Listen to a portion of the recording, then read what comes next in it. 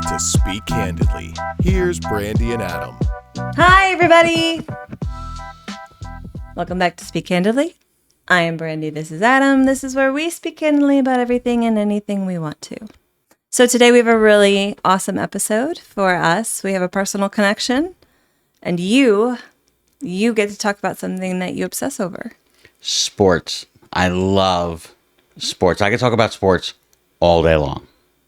So one thing I love about you is you kind of like are the Rain Man for sports. Like you can throw out stats, you can throw out facts, you can throw out lore. Like it's all up there, all of it for any sport almost. I am a sports nerd. Not only do I appreciate the sports themselves, but I also love statistics. I love the history of sports. So I could not tell you what we did yesterday, but I will remember the entire story of Eddie Goodell, who in 1951 was a little person who they put in a pinch hit, in a game. And I could tell you the entire story of that. Or one of my favorite videos that I did for Speak Freely was about Jackie Robinson. Right. I had the opportunity to do that, and it was just like the most fun to just talk about Jackie Robinson for 30 minutes.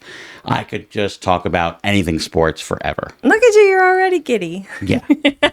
Great. So, all right, we are talking about college football, right? Yes, we are, which happens to be kind of my favorite sport. Right.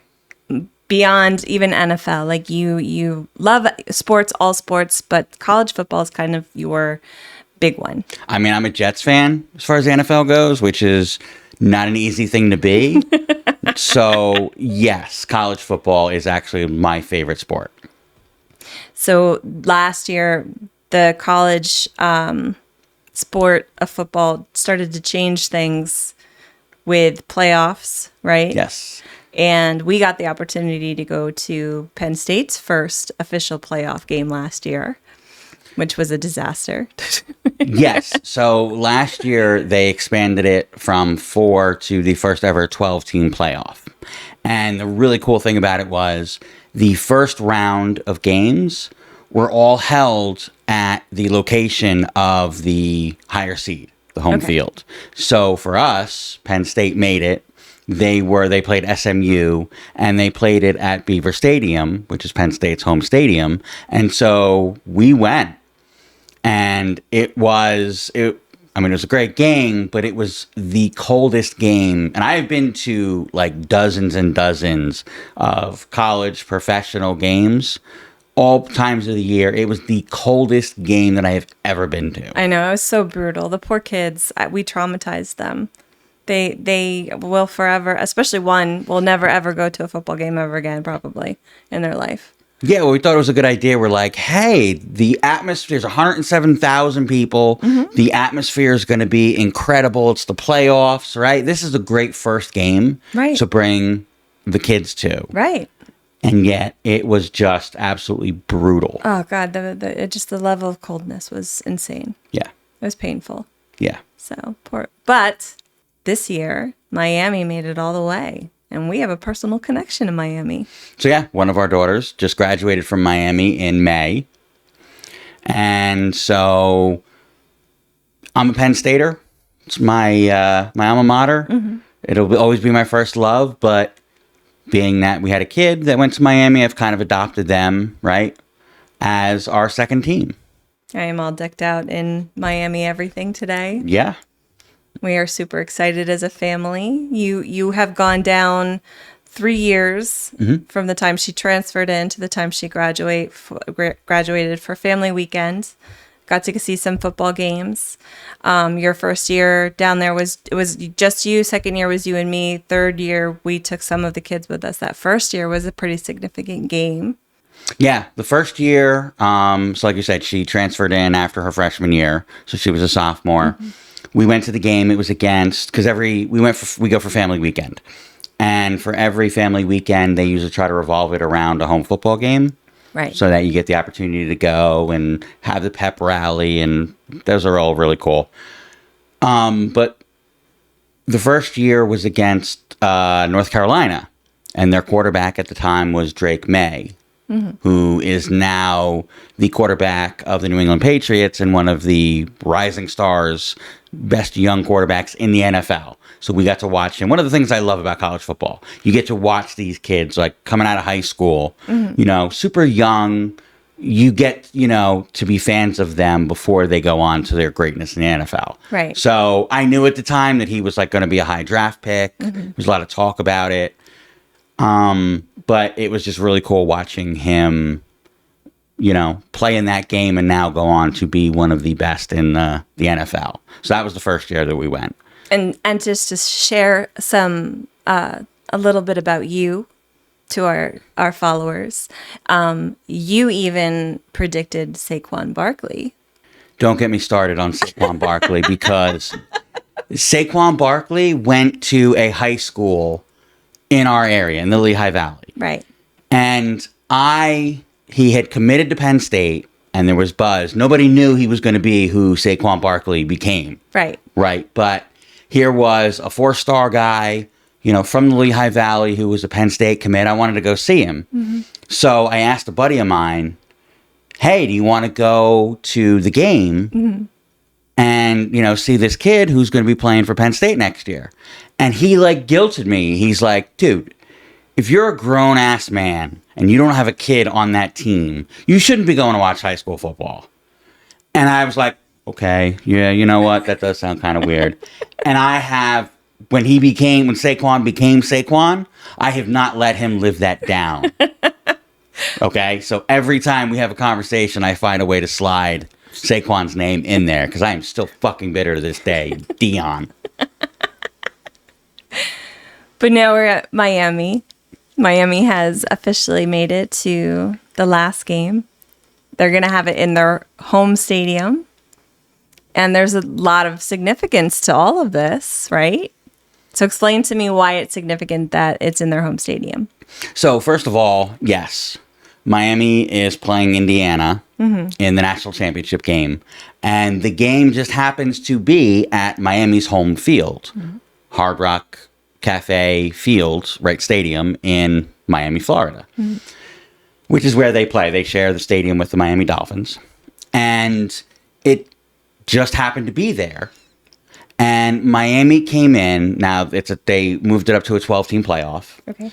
And the last two teams on there are actually lower kind of level teams that made it in with an automatic bid, kind of. And so number 10 was like the last slot. And there was a lot of question as to who was going to grab that slot. And the week leading up to it, it was Notre Dame. And then when they finally did the last vote for everything, Miami took that last spot. They were in, Alabama was in, Notre Dame was out. Very controversial, and people saying, oh, Miami, they didn't even win their conference. They didn't even play for their conference championship. They shouldn't be in this. Well, they've proven everybody wrong because they beat Texas A&M in the first round, who is one of the best teams in the SEC. Okay. They beat Ohio State, who is one of the, honestly, I think was the most talented team in the entire country, and they were the reigning national champions. Could you repeat that for our brother-in-law? That Ohio State lost to Miami? I can repeat that all day long. Hey, Matt, Miami whooped Ohio State.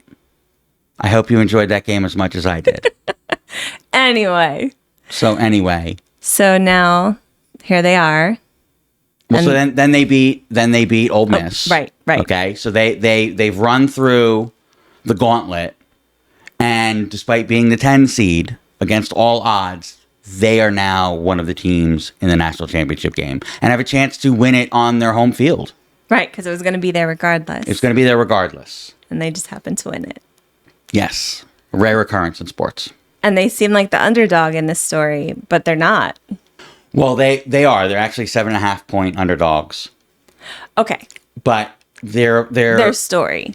The opposing team, Indiana, is historically like the worst college football team. They have more losses in their history than any other college football team ever. So this is kind of like the Jets of college football teams. We don't have to go there. We don't have to. I'm just saying. Like I'm just make trying an to analogy help with the Jets. people understand the level of incompetency. Just anyway. I'm a Giants fan. Anyway, thank you for sticking that in there a little bit further. Yeah. So Indiana, they are the losingest program in college history. And last year, they got a new coach who came from James Madison, which is a much smaller school. And against all odds, they went, I think, 11-1 during the regular season.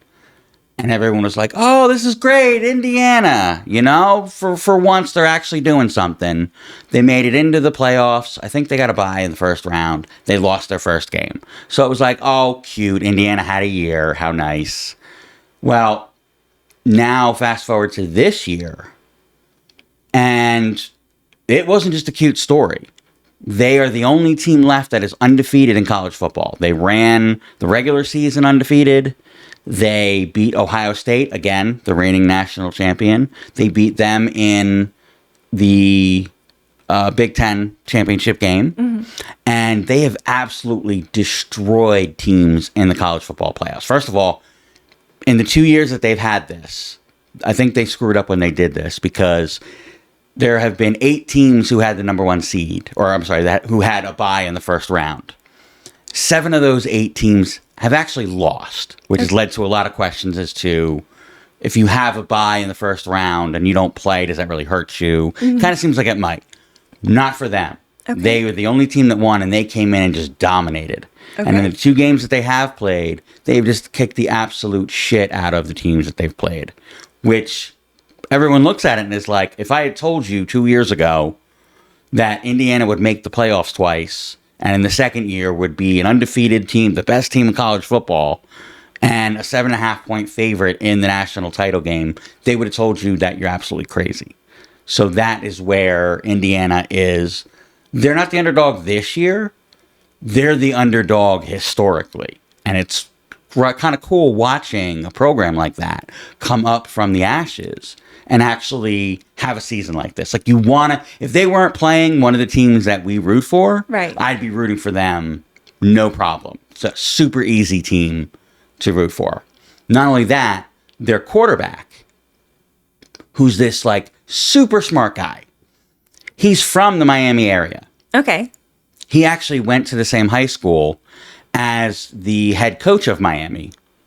In fact, in high school, Fernando Mendoza, the quarterback for Indiana, his father played high school football with Mario Cristobal, who is the head coach of Miami. Okay. They were high school teammates. Okay. Right? So this kid grew up in Miami. He didn't get an offer from Miami coming out of high school. That's strange. Yeah. He was ranked so low. Miami looked at him. They didn't even offer him a walk-on. Oh, wow. Yeah. Fortunately for him, the kid is like super, super smart. Well-spoken, just a nice kid. Crazy smart. He originally committed to Yale. Shows you how smart the kid is. He then flipped at the last minute to Cal Berkeley. No slouch of a school there. He played for 3 years at Cal Berkeley. And then this year, he transferred into Indiana. So he already graduated from Cal Berkeley with something business degree. Okay. And now I think he's going for his MBA. Okay. At Indiana, which is another really, phenomenal academic school, especially in business. Wow. So this kid comes in, transfers in, again, to Indiana. And he goes on to end up winning the Heisman Trophy, which is the premier individual award in the sport, along with Maxwell and a couple of other trophies.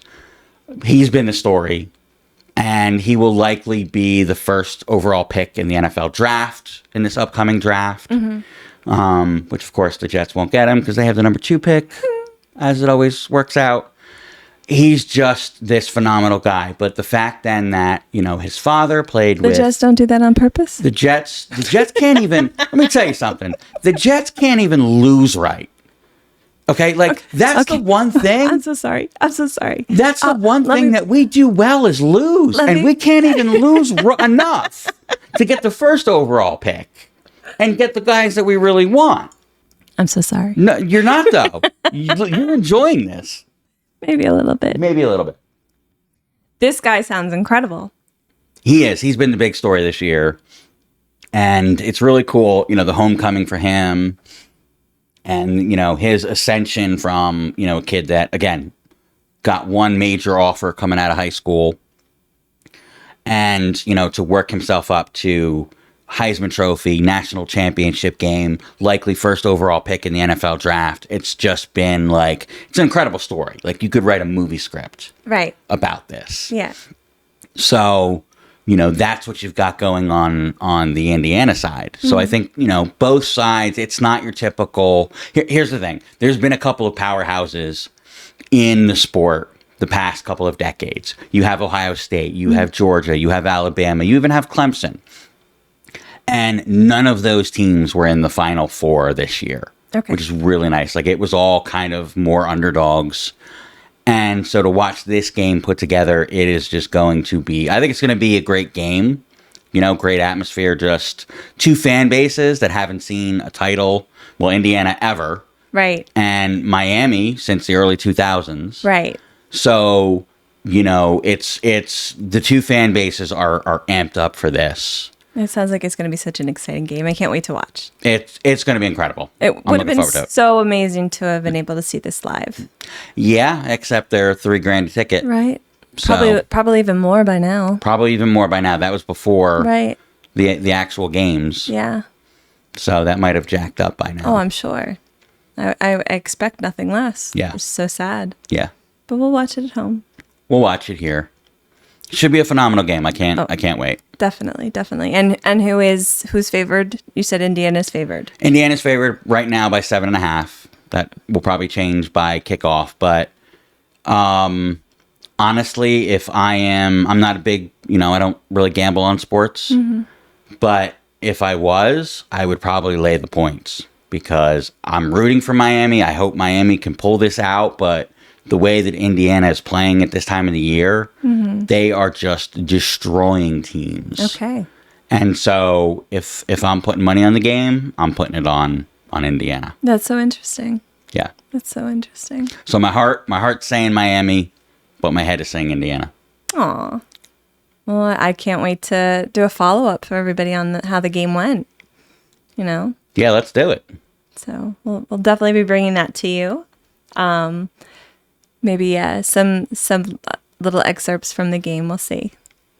Depends on how rowdy. You have no idea. Adam gets so rowdy. Like, he screams to the top of his lungs at the television as if people can hear him. Well, so the last game that Miami won against Ole Miss. Right? Yes. We were in our bedroom watching, and our daughter who went to Miami was across on the other side of the house upstairs. Yep. And I went running through the entire house, you know, yelling like a banshee. Waking everybody up. Right. Because it's exciting, you know? It is. And you have so much fun with it. Again, you're so passionate about, especially college football. So sports are just so much fun. So it's any chance I get, I will absolutely talk about it. I will watch it. I will everything. It's fun watching sports with you because of your passion. I love it. I love it when you explain things, and it's just so much fun being there with you.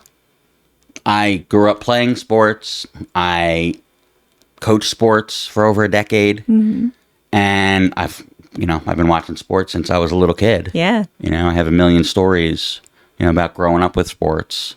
And so, yeah, it's always kind of been a part of my life, and it's just a passion. Definitely. Well, thank you for joining us, everybody. We hope you enjoyed this episode. As always, don't forget to like, comment, subscribe, share. All that stuff really helps out. You can find us on Apple, Amazon, Spotify, Podbean, and YouTube. And until next time. Bye, everybody.